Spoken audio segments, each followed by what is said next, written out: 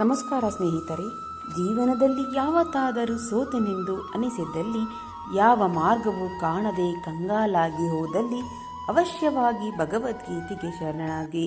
ಅಲ್ಲೊಂದು ಬೆಳಕು ಖಂಡಿತ ಕಾಣುವುದು. ಬದುಕಲ್ಲಿ ಯಾರು ಯಾವಾಗ ಏನಾಗುತ್ತಾರೋ ಗೊತ್ತಿಲ್ಲ. ಯಾರನ್ನು ಕಡೆಗಣಿಸಬಾರದು ಅಥವಾ ಅಟ್ಟಕ್ಕೆ ಏರಿಸಬಾರದು.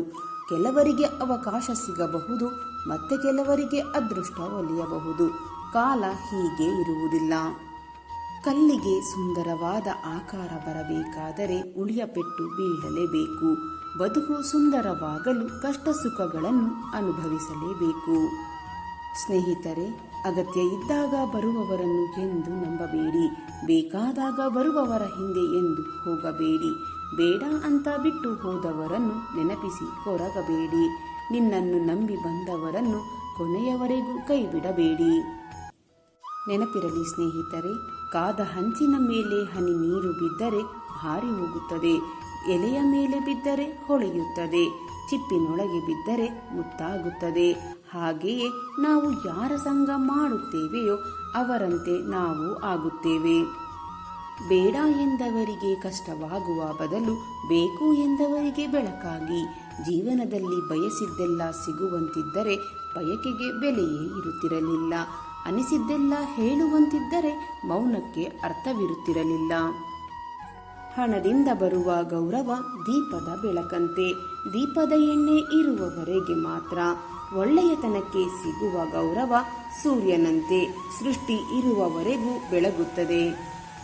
ನೆನಪಿಡಿ ಸ್ನೇಹಿತರೆ, ಮಾತಿಗೆ ಮನೆಯನ್ನು ಕಟ್ಟಿ ಬೆಳಕಿಸುವ ಮತ್ತು ಮನೆಯನ್ನು ಸುಟ್ಟು ಬೂದಿ ಮಾಡುವ ಎರಡು ಶಕ್ತಿಗಳಿವೆ. ಕಡಲಲ್ಲಿ 1000 ಮುತ್ತುಗಳು ಸಿಗಬಹುದು, ಆದರೆ ಜೀವನದಲ್ಲಿ ಸಿಗುವುದು 2 ಮುತ್ತುಗಳು, ಪ್ರೀತಿ ಮತ್ತು ಸ್ನೇಹ.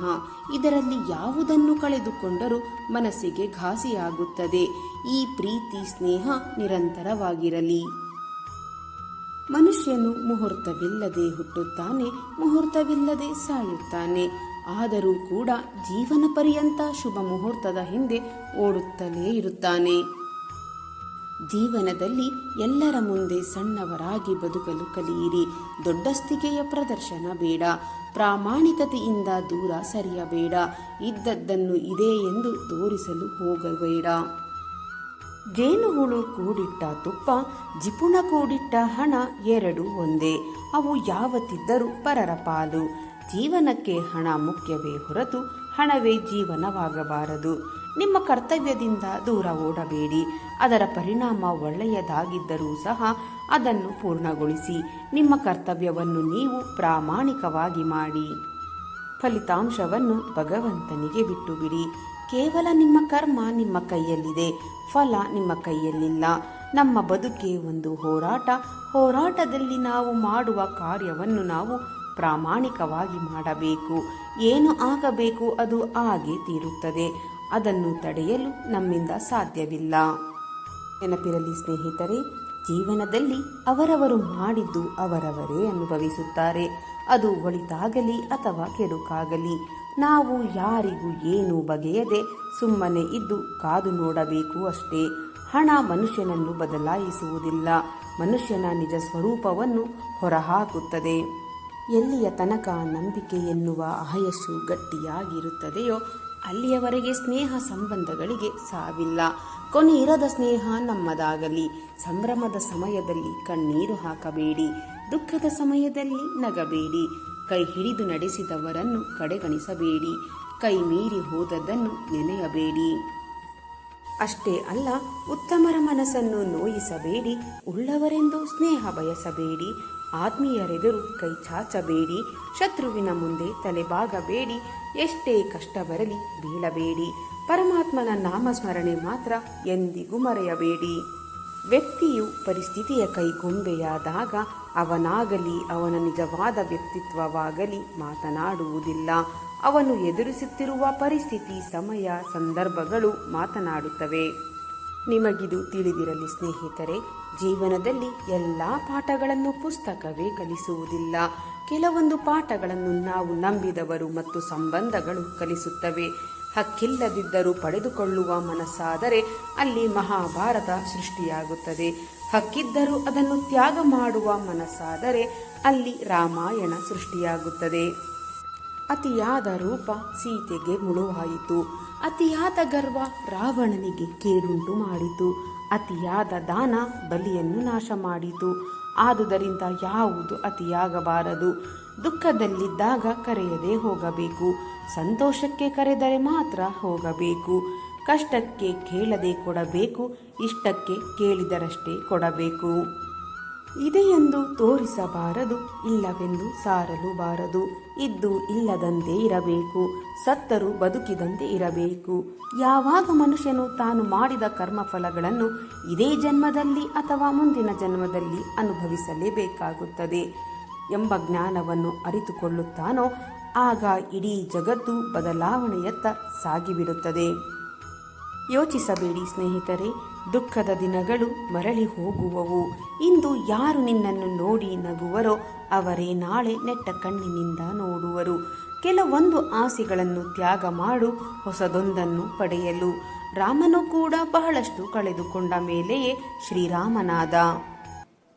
ಹಿಂಡಿದ ಹಾಲು ತಕ್ಷಣವೇ ಮೊಸರಾಗದಂತೆ ಇಂದು ಮಾಡಿದ ಪಾಪಕೃತ್ಯಗಳ ಫಲ ತಕ್ಷಣಕ್ಕೆ ಅನುಭವಕ್ಕೆ ಬರದಿರಬಹುದು.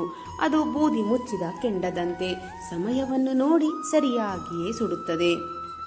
ನಮ್ಮನ್ನು ಇಷ್ಟಪಡುವವರು ನಮ್ಮಲ್ಲಿ 1000 ತಪ್ಪು ಕಂಡರೂ ಕೈ ಹಿಡಿದು ತಿದ್ದಲು ಬಯಸುತ್ತಾರೆ.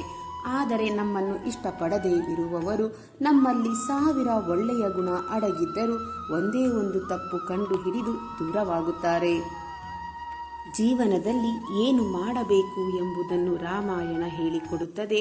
ಜೀವನದಲ್ಲಿ ಏನು ಮಾಡಬಾರದು ಎಂಬುದನ್ನು ಮಹಾಭಾರತ ಹೇಳಿಕೊಡುತ್ತದೆ. ಜೀವನದಲ್ಲಿ ಹೇಗೆ ಬದುಕಬೇಕು ಎಂಬುದನ್ನು ಭಗವದ್ಗೀತೆ ಹೇಳಿಕೊಡುತ್ತದೆ. ಒಣಗಿರುವ ಹೂವನ್ನು ನೋಡಿ ಅರಳಿರುವ ಹೂವು ನಗಬಹುದು, ಆದರೆ ಅದು ಶಾಶ್ವತವಲ್ಲ. ಅದಕ್ಕೆ ಬಾಡುವ ಸಮಯ ಬಂದೇ ಬರುತ್ತದೆ. ಅಹಂಕಾರದ ನಗು ತಾತ್ಕಾಲಿಕ ಅಷ್ಟೇ. ಜೀವನದಲ್ಲಿ ಎಲ್ಲ ನನ್ನವರು ಎನ್ನುವುದು ಭ್ರಮೆ, ನಾನು ನನ್ನದು ಎನ್ನುವುದು ಸ್ವಾರ್ಥ, ಅವರು ನನ್ನವರು ಎಂಬುವುದು ಶುದ್ಧ ಸುಳ್ಳು, ನಿನಗಾಗಿ ನೀನು ಎಂಬುವುದಷ್ಟೇ ಸತ್ಯ, ಯಾರಿಂದಲೂ ಏನನ್ನು ಬಯಸದೆ ಇರುವುದೇ ಸೌಖ್ಯ. ಜೀವನದಲ್ಲಿ ಪ್ರತಿದಿನವೂ ಒಳ್ಳೆಯ ದಿನ ಆಗಲಾರದು ನಿಜ, ಆದರೆ ಪ್ರತಿದಿನವೂ ಒಂದಲ್ಲ ಒಂದು ಒಳ್ಳೆಯದು ಖಂಡಿತ ಇದ್ದೇ ಇರುತ್ತದೆ. ಹೀಗಾಗಿ ಈ ದಿನ ಹಾಳು ಒಳ್ಳೆಯದು ಎಂಬ ಭಾವನೆಗಳು ಬೇಡ. ಕಷ್ಟಗಳು ಮನುಷ್ಯನಿಗೆ ಬಾರದೆ ಮರಕ್ಕೆ ಬರುತ್ತದೆಯೇ? ದೇವರು ಕಷ್ಟಗಳ ಜೊತೆಗೆ ಅದನ್ನು ಪರಿಹಾರ ಮಾಡಿಕೊಳ್ಳುವ ಶಕ್ತಿಯನ್ನು ನಿಮಗೆ ಕೊಟ್ಟಿರುತ್ತಾನೆ. ಹಾಗಿದ್ದ ಮೇಲೆ ಅಳುತ್ತಾ ಕೂರುವುದರಲ್ಲಿ ಅರ್ಥವಿಲ್ಲ ಸ್ನೇಹಿತರೆ. ಧೈರ್ಯದಿಂದ ಕಷ್ಟಗಳನ್ನು ಮೆಟ್ಟಿ ನಿಂತರೆ ಸಮಸ್ಯೆಗಳು ತಾವಾಗಿಯೇ ದೂರವಾಗುತ್ತವೆ. ಅತಿ ದೊಡ್ಡ ಸಂಪತ್ತು ಎಂದರೆ ಜ್ಞಾನ, ಬಲವಾದ ಆಯುಧವೆಂದರೆ ತಾಳ್ಮೆ, ಉತ್ತಮ ರಕ್ಷಣೆ ಎಂದರೆ ಸತ್ಯ, ಅತ್ಯಂತ ಒಳ್ಳೆಯ ಔಷಧಿ ಎಂದರೆ ಅದುವೇ ನಗು. ವಿಸ್ಮಯವೇನೆಂದರೆ ಇವೆಲ್ಲವೂ ಪ್ರಪಂಚದಲ್ಲಿ ದುಡ್ಡಿಲ್ಲದೆ ಸುಲಭವಾಗಿ ಸಿಗುವಂಥದ್ದು. ಹೊರಗಿನ ಅಲಂಕಾರಕ್ಕಿಂತ ಒಳಗಿನ ಗುಣ ಬಹಳ ಮುಖ್ಯ. ವಿಷ ತುಂಬಿದ ಚಿನ್ನದ ಪಾತ್ರೆಗಿಂತ ಜೇನು ತುಂಬಿದ ಮಣ್ಣಿನ ಮಡಿಕೆ ಹೆಚ್ಚು ಮೌಲ್ಯಯುತವಾದದ್ದು. ಯಾರಲ್ಲಿ ಕೋಪ ಮತ್ತು ಅಹಂಕಾರಗಳೆಂಬ 2 ಗುಣಗಳಿದೆಯೋ ಅವರಿಗೆ ಶತ್ರುಗಳ ಅಗತ್ಯವೇ ಇಲ್ಲ. ಅವರನ್ನು ನಾಶ ಮಾಡಲು ಆ 2 ಗುಣಗಳೇ ಸಾಕು. ನೀನು ಯಾರನ್ನು ಅತಿಯಾಗಿ ನಂಬುತ್ತೀಯೋ ಅವರಿಂದಲೇ ನಿನಗೆ ಜೀವನದಲ್ಲಿ ಮೋಸವಾಗುತ್ತದೆ. ನಮ್ಮನ್ನು ಇಷ್ಟಪಡುವ ವ್ಯಕ್ತಿಗಳು ನಾವು ಹೇಗೆ ಇದ್ದರೂ ಹೊಂದಿಕೊಂಡು ಹೋಗುತ್ತಾರೆ. ಇಷ್ಟವಿಲ್ಲದ ವ್ಯಕ್ತಿಗಳು ನಾವು ಎಷ್ಟೇ ಹೊಂದಿಕೊಂಡು ಹೋದರೂ ದೂರವಾಗುತ್ತಾರೆ. ಹಣ ಎಂಬುವುದು ಅಪರೂಪಕ್ಕೆ ಜನರನ್ನು ಒಗ್ಗೂಡಿಸುತ್ತದೆ. ಬಹುಪಾಲು ಸಂದರ್ಭದಲ್ಲಿ ಜನರ ನಡುವೆ ಬಿರುಕನ್ನೇ ಮೂಡಿಸುತ್ತದೆ. ಗುರಿ ಇದ್ದು ಪ್ರಯತ್ನಿಸದೇ ಇದ್ದರೆ ಅದು ಬರೀ ಕನಸು. ಗುರಿ ಇಲ್ಲದೆ ಪ್ರಯತ್ನಿಸುವುದು ಸಮಯ ವ್ಯರ್ಥ. ಗುರಿ ಹಾಗೂ ಪ್ರಯತ್ನ ಎರಡೂ ಇದ್ದರೆ ನೀವು ಜಗತ್ತನ್ನೇ ಬದಲಾಯಿಸಬಹುದು. ಜೀವನದಲ್ಲಿ ನೀವು ಎಲ್ಲರನ್ನು ಮೆಚ್ಚಿಸಲು ಪ್ರಯತ್ನಿಸಿದರೆ ನೀವು ಯಾರನ್ನು ಮೆಚ್ಚಿಸುವುದಿಲ್ಲ. ಇತರರ ಸಂತೋಷಕ್ಕಾಗಿ ನಿಮ್ಮ ಜೀವನವನ್ನು ನಡೆಸುವುದು ಅಸಾಧ್ಯ. ಸಾಧನೆ ಮಾಡಬೇಕು ಎನ್ನುವುದು ಏನೂ ಇಲ್ಲ. ಸರಳತೆಯಿಂದ ಇದ್ದು ಒಳ್ಳೆಯದನ್ನು ಮಾಡುತ್ತಾ ಹೋದರೆ ಅದೇ ಒಂದು ದೊಡ್ಡ ಸಾಧನೆ. ಜೀವನದಲ್ಲಿ ತಡವಾಗಿ ಸಿಕ್ಕ ಯಶಸ್ಸು ವ್ಯಕ್ತಿತ್ವವನ್ನು ರೂಪಿಸುತ್ತದೆ. ತಕ್ಷಣವೇ ಸಿಕ್ಕ ಯಶಸ್ಸು ಅಹಂಕಾರವನ್ನು ಸೃಷ್ಟಿಸುತ್ತದೆ. ಮರದ ಮೇಲೆ ಕುಳಿತ ಹಕ್ಕಿಗೆ ಕೊಂಬೆ ಮುರಿದು ಬೀಳುವ ಭಯವಿರುವುದಿಲ್ಲ, ಏಕೆಂದರೆ ಅದು ನಂಬಿರುವುದು ತನ್ನ ರೆಕ್ಕೆಗಳನ್ನೇ ಹೊರತು ಕೊಂಬೆಯನ್ನಲ್ಲ. ಹಾಗೆಯೇ ನಮ್ಮ ಸಾಮರ್ಥ್ಯದ ಮೇಲೆ ನಮಗೆ ಸದಾ ಆತ್ಮವಿಶ್ವಾಸವಿರಲಿ. ಹಣ, ಸಂಪತ್ತು, ಗೆಳೆತನ, ಬಾಂಧವ್ಯ ಇವೆಲ್ಲವನ್ನು ಕಳೆದರೂ ಬದುಕಬಹುದು. ಆದರೆ ನೆನಪಿಡಿ ಸ್ನೇಹಿತರೆ, ನಿನ್ನನ್ನೇ ನೀನು ಕಳೆದುಕೊಂಡರೆ ಬದುಕುವುದು ತುಂಬ ಕಷ್ಟ. ನಿಮ್ಮ ಕೆಲಸಕ್ಕೆ ನೀವು ತಲೆಬಾಗಿದರೆ ಬೇರೆ ಯಾರಿಗೂ ತಲೆಬಾಗುವ ಅವಶ್ಯಕತೆಯೇ ಇರುವುದಿಲ್ಲ. ಅದೇ ನಿಮ್ಮ ಕೆಲಸವನ್ನು ನೀವು ಕಡೆಗಣಿಸಿದರೆ ಎಲ್ಲರಿಗೂ ತಲೆಬಾಗಲೇಬೇಕಾಗುತ್ತದೆ. ಜೀವನದಲ್ಲಿ ಯಾರು ನಿಮಗಾಗಿ ಕಾಯುತ್ತಾರೋ ಅವರಿಗಾಗಿ ಬದುಕಿ, ಯಾರು ನಿಮಗಾಗಿ ಅಳುತ್ತಾರೋ ಅವರನ್ನು ನಗಿಸಿ, ಯಾರು ನಿಮಗಾಗಿ ಪ್ರತಿ ಕ್ಷಣ ಹಂಬಲಿಸುತ್ತಾರೋ ಅವರನ್ನು ಪ್ರೀತಿಸಿ. ಚಿಂತೆ ಎಂದರೆ ತೊಂದರೆಗೆ ಮುಂಚಿತವಾಗಿ ಪಾವತಿಸುವ ಬಡ್ಡಿ. ಆದ್ದರಿಂದ ನಿಮ್ಮ ಭವಿಷ್ಯಕ್ಕಾಗಿ ಎಂದಿಗೂ ಚಿಂತಿಸಬೇಡಿ.